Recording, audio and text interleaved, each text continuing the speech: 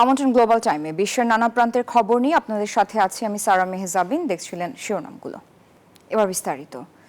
Russia Ukraine যুদ্ধের আগুনে ঘি ঢালতে হাজির যুক্তরাষ্ট্র, আর নিমিত্ত দুটি পারমাণবিক সাবমেরিন। এদিকে যুক্তরাষ্ট্রের হুমকিকে থোড়াই কেয়ার করছে রাশিয়া ও চীন। যুদ্ধ জাহাজ নিয়ে পুরোদস্তুর মহড়ায় শক্তি দেখাচ্ছে তারা।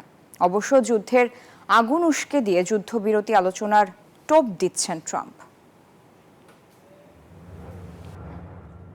ইউক্রেন যুদ্ধ অবসানে রাশিয়ার পাশের উত্তর আটলান্টিক সাগরে দুটি পারমাণবিক সাবমেরিন মোতায়েনে কাজ হয়েছে বলে মনে করছেন মার্কিন প্রেসিডেন্ট ডোনাল্ড ট্রাম্প। জানান তার নির্দেশ মতো কৌশলগত অবস্থান নিয়েছে সাবমেরিন দুটি, তবে ঠিক কোথায় তার স্পষ্ট বর্ণনা করেননি মার্কিন প্রেসিডেন্ট।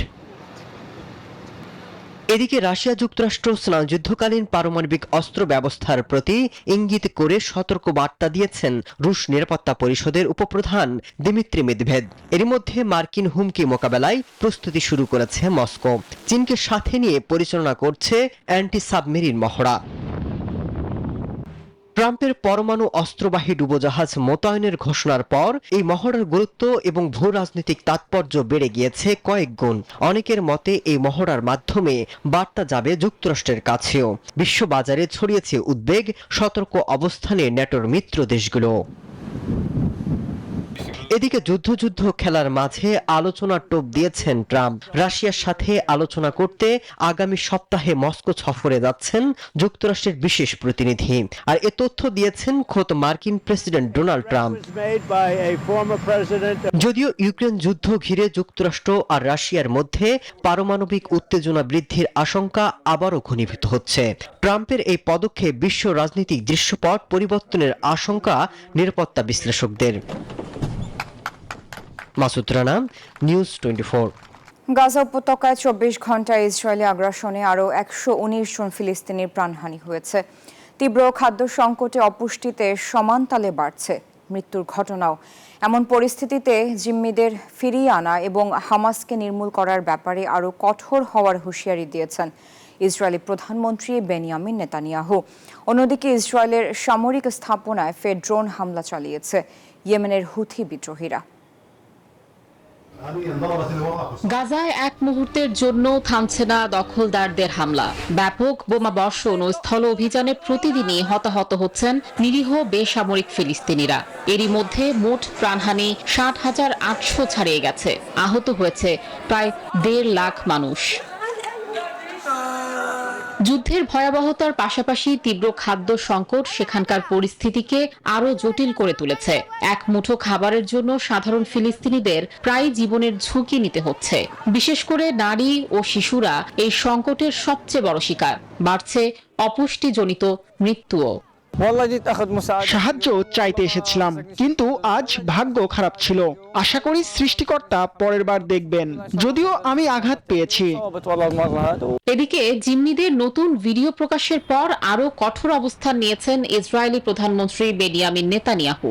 বিশ্বজুড়ে সমালোচনার পরও থামছে না তার আগ্রাসী মনোভাব। অপহৃতদের মুক্ত করতে, হামাসকে নির্মূল করতে এবং গাজা যেন আর কখনো ইসরায়েলের জন্য হুমকি না হয়ে দাঁড়ায় তা নিশ্চিত করতে আরো দৃঢ় সংকল্পে পূর্ণ। এদিকে গাজা পরিস্থিতির জবাবে ইসরায়েলের 3টি সামরিক স্থাপনায় ড্রোন হামলা চালানোর দাবি করেছে ইয়েমেনের হুথি বিদ্রোহীরা। Desk report, news 24। ইয়েমেন উপকূলে আবারও ঘটল মর্মান্তিক দুর্ঘটনা। শরণার্থী ও অভিবাসী বোঝাই একটি নৌকা ডুবে প্রাণ হারিয়েছেন অন্তত 68 জন। এখনও 74 জন নিখোঁজ রয়েছেন, আর জীবিত উদ্ধার করা সম্ভব হয়েছে মাত্র 12 জনকে। জাতিসংঘের অভিবাসন সংস্থা জানিয়েছে নৌকাটিতে ইথিওপিয়ার 154 জন নাগরিক ছিলেন, যারা উন্নত জীবনের আশায় পাড়ি দিচ্ছিলেন বিপজ্জনক পথ।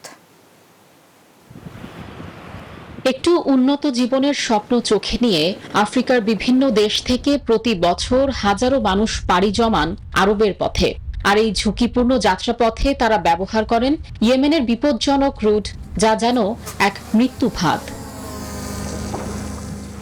সংঘাত আর দারিদ্র্য থেকে পালিয়ে আসা এই অসহায় মানুষগুলোকে নিয়তির হাতে তুলে দেয় পাচারকারীরা। ছোট আর অনিরাপদ নৌকায় অতিরিক্ত যাত্রী বোঝাই করে তাদের পাঠিয়ে দেওয়া হয় উত্তাল সমুদ্রে। জাতিসংঘের মতে এটি বিশ্বের অন্যতম ব্যস্ত ও ভয়ঙ্কর একটি অভিবাসন পথ। বিগত এক দশকে এই জলপথেই নিখোঁজ হয়েছেন 2000-এরও বেশি মানুষ, যাদের অনেকেরই আর কোনো খোঁজ মেলেনি। Desk report, news 24। তাইওয়ানে ভারী বৃষ্টি, বন্যা ও ভূমিধসের ঝুঁকি মোকাবেলায় উদ্ধার তৎপরতা। তাইওয়ানে ভারী বৃষ্টির কারণে দেখা দিয়েছে মারাত্মক বন্যা ও ভূমিধস। এতে নিহত হয়েছে 4 জন। নিরাপদ স্থানে সরিয়ে নেওয়া হয়েছে প্রায় 6000 মানুষকে। ভারতের উত্তর ও পূর্বাঞ্চলে টানা বর্ষণের ফলে দেখা দিয়েছে চরম জলাবদ্ধতা। কিছু অংশে ঘরবাড়ি ডুবে গেছে, ব্যাহত হচ্ছে স্থানীয়দের স্বাভাবিক জীবন। এদিকে অস্ট্রেলিয়ার একটি গলফ কোর্সে প্রায় 50 সেন্টিমিটার ভারী তুষারপাত হয়েছে বলে জানিয়েছে নিউ সাউথ ওয়েলস রাজ্য জরুরি পরিষেবা।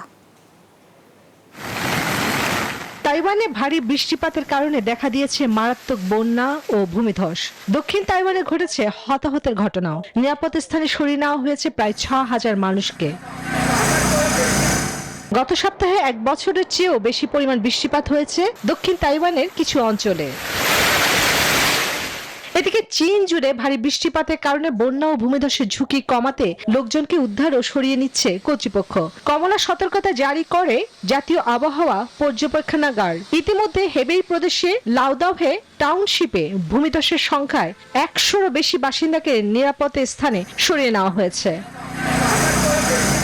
অপরদিকে ভারতের উত্তর ও পূর্বাঞ্চলে ভারী বর্ষণের ফলে দেখা দিয়েছে চরম জলাবদ্ধতা। সোমবার উত্তর ভারতের কানপুর শহরে টানা বৃষ্টিপাতে জলাবদ্ধতার সৃষ্টি হয়েছে, ব্যাহত হয়েছে স্থানীয়দের স্বাভাবিক জীবনযাত্রা।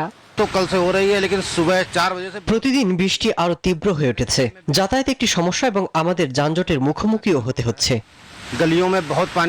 হিন্দুদের পবিত্র নগরী বানারসিতেও পরিস্থিতি ভয়াবহ।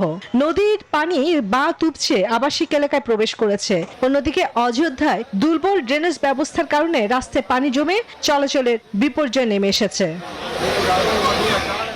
এদিকে অস্ট্রেলিয়ার একটি গলফ কোর্সে প্রায় 50 সেন্টিমিটার ভারী তুষারপাত হয়েছে বলে জানিয়েছে নিউ সাউথ ওয়েলস রাজ্য জরুরি পরিষেবা বিভাগ। কর্তৃপক্ষ জানিয়েছে পূর্ব অস্ট্রেলিয়ার বেশ কয়েকটি শহরে কয়েক দশকের মধ্যে সবচেয়ে ঘন তুষারপাতের স্তরে ঢেকে গেছে।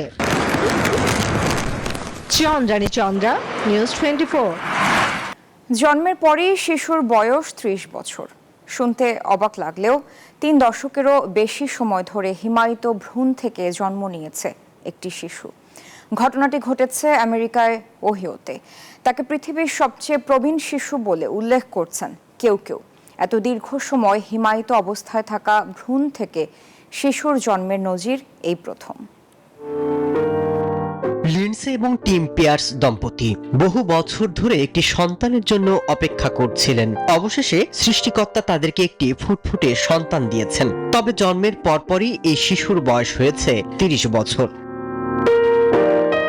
সময়টা 1992।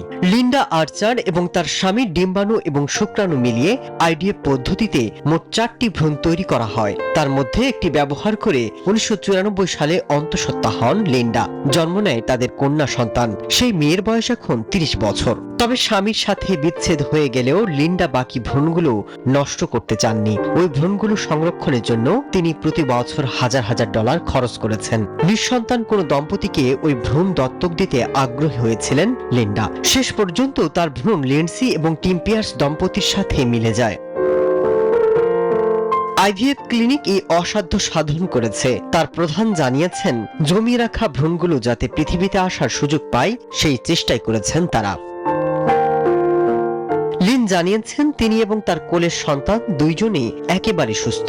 এমনকি সন্তানের ছবি আসল মাকেও পাঠিয়েছেন। তার মেয়ের সাথে মুখের মিল রয়েছে শিশুটির। আর এই শিশুটিকে পৃথিবীর সবচেয়ে প্রবীণ শিশু বলে উল্লেখ করছেন কেউ কেউ।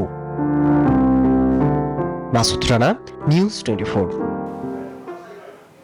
এই ছিল গ্লোবাল টাইমের এখনকার আয়োজনে। এতক্ষণ সাথে থাকার জন্য আপনাদের সবাইকে অনেক অনেক ধন্যবাদ।